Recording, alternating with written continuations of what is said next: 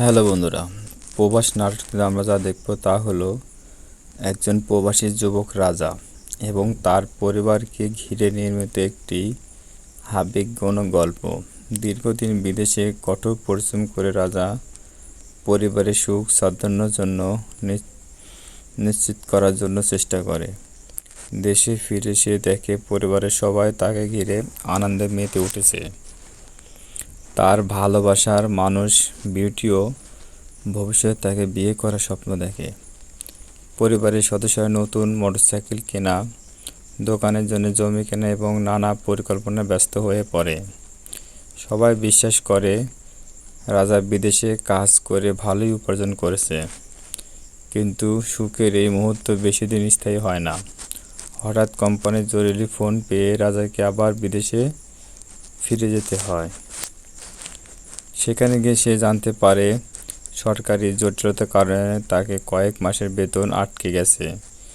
এদিকে নিজের সংসার, অন্যদিকে সহকর্মীদের চাপ, সব মিলে রাজা ভয়াবহ সংকটে পড়ে।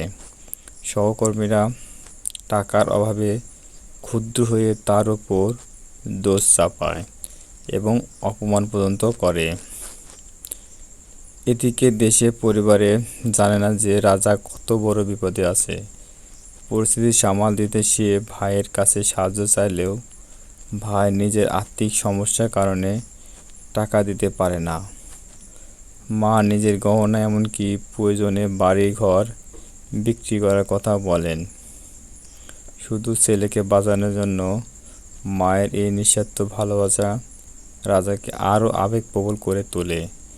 শেষ পর্যন্ত রাজা নিজের কষ্ট লুকিয়ে সহকর্মীদের দেশে ফেরার ব্যবস্থা করে দেয়, নিজে থেকে যা সমস্যার সমাধানের আশায় করে।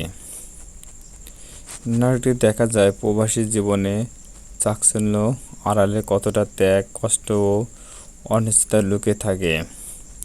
পরিবারের মুখে হাসি ফোটানোর জন্য একজন প্রবাসী নিজের স্বপ্ন, সুখ ও শান্তি বিসর্জন দেয়। মায়ের ভালোবাসা, পরিবারের দায়িত্ব, ভাইয়ের অসত্য এবং প্রবাসীর কঠিন বাস্তবতা নাটকটিকে অত্যন্ত হৃদয়স্পর্শী ও শিক্ষণীয় করে তুলেছে। এটি দর্শকদের প্রবাসের প্রতি নতুন করে সম্মান ও সহমর্মিতা অনুভব করতে বাধ্য করে।